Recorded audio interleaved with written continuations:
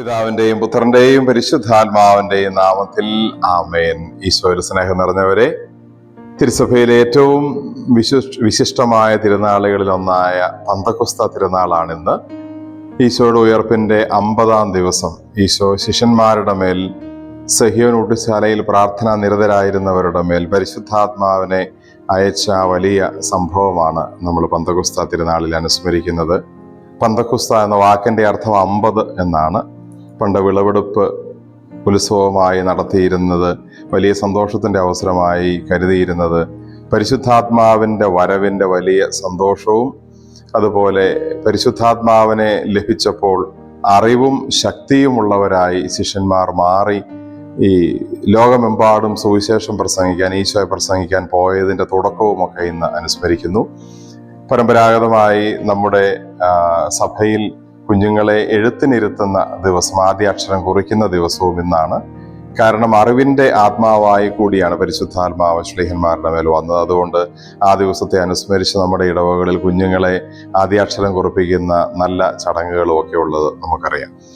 ഇന്നത്തെ സുവിശേഷം വിശുദ്ധ യോഹന്നാൻ അറിയിച്ച സുവിശേഷം 20-ാം അധ്യായം 19 മുതൽ 23 വരെയുള്ള വാക്യങ്ങൾ. ഇന്ന് ശ്ലീഹ കാലത്തിന്റെ തുടക്ക ദിവസവും കൂടിയാണ്, ആദ്യ ഞായറാഴ്ച കൂടിയാണ്. ഇന്നത്തെ പരിശുദ്ധ സുവിശേഷത്തിൽ നമ്മൾ കാണുന്നു, ശിഷ്യന്മാരുടെ മേൽ പരിശുദ്ധാത്മാവിനെ നിശ്വസിച്ചുകൊണ്ട്, ഊതിക്കൊണ്ട് അവരോട് പറയുന്നു, നിങ്ങൾ പരിശുദ്ധാത്മാവിനെ സ്വീകരിക്കുവിൻ.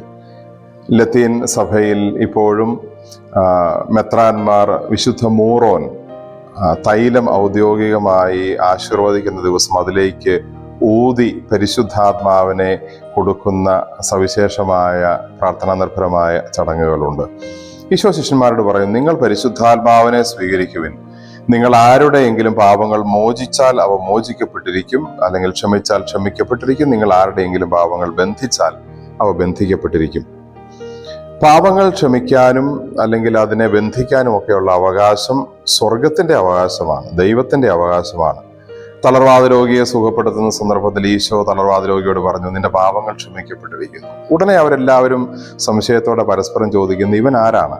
ദൈവത്തിനല്ലാതെ മറ്റാർക്കാണ് പാപം ക്ഷമിക്കാൻ അവകാശം? സ്വർഗത്തിന്, ദൈവത്തിന് അവകാശപ്പെട്ട കാര്യം പരിശുദ്ധാത്മാവിനെ നൽകുന്നതോടൊപ്പം ശിഷ്യന്മാർക്ക് നൽകുന്ന ഈശോയെ നമ്മളിവിടെ കാണുന്നു.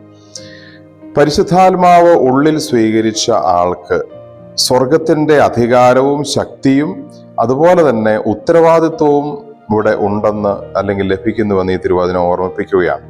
കൂദാശകളിൽ, പ്രത്യേകിച്ച് പരിശുദ്ധ കുർബാനയിലെല്ലാം പരിശുദ്ധാത്മാവിനെ നമ്മൾ പ്രത്യേകമായി സ്വീകരിക്കുന്നു. പരിശുദ്ധാത്മാവിന്റെ ആവാസമാണ് പരിശുദ്ധ കുർബാനയിൽ അപ്പത്തെയും വീഞ്ഞിനെയും ഈശോയുടെ ശരീരവും രക്തവുമാക്കി മാറ്റുന്നത്. പരിശുദ്ധാത്മാവ് അപ്പത്തെയും വീഞ്ഞിനെയും ശരീരവും രക്തവുമാക്കി മാത്രം മാറ്റുകയുമല്ല, ദൈവജനത്തെ ഒന്നാകെ രൂപാന്തരപ്പെടുത്തുകയും ചെയ്യുന്ന സവിശേഷമായ ആത്മീയ കാര്യം ഓരോ പരിശുദ്ധ കുർബാനയിലും സംഭവിക്കുന്നുണ്ട്. ഈശോ പറയുന്നു, നിങ്ങൾ ആരോടൊക്കെ ക്ഷമിക്കുന്നുവോ അവ ക്ഷമിക്കപ്പെട്ടിരിക്കും. സ്വർഗത്തിന്റെ സ്വഭാവവും അതായിരുന്നു. സ്വർഗം എല്ലാവരോടും, ദൈവം എല്ലാവരോടും എപ്പോഴും ക്ഷമിച്ചിട്ടേ ഉള്ളൂ.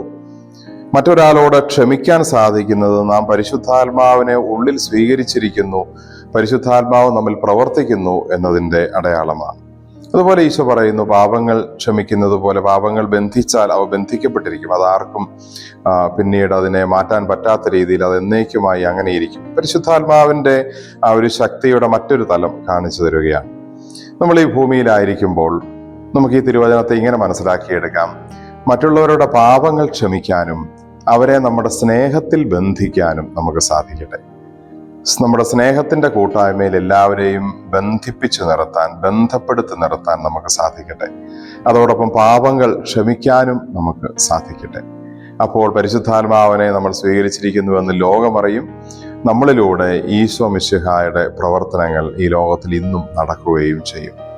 നമുക്ക് പ്രാർത്ഥിക്കാം. കർത്താവായ ഈശോയെ, ഏറ്റവും അനുഗ്രഹിക്കപ്പെട്ട ഈ പന്തക്കുസ്ത തിരുനാൾ ദിവസം ഞങ്ങൾ അങ്ങേ ആരാധിക്കുന്നു.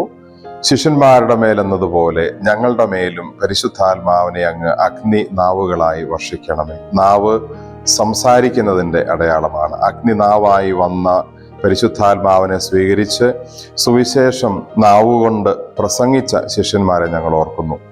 ഞങ്ങളുടെ വാക്കുകളും ഞങ്ങളുടെ പ്രവർത്തനങ്ങളും ഈശോയെ പ്രസംഗിക്കുന്ന കാര്യങ്ങളാക്കി മാറ്റാനും അതിന് പരിശുദ്ധാത്മാവിൻ്റെ ശക്തി ലഭിക്കുവാനും ഞങ്ങൾക്കിടയാകട്ടെ.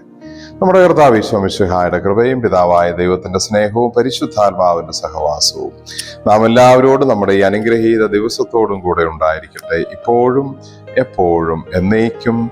ആമേൻ. ഈശോ മിശിഹായ്ക്ക് സ്തുതിയായിരിക്കട്ടെ.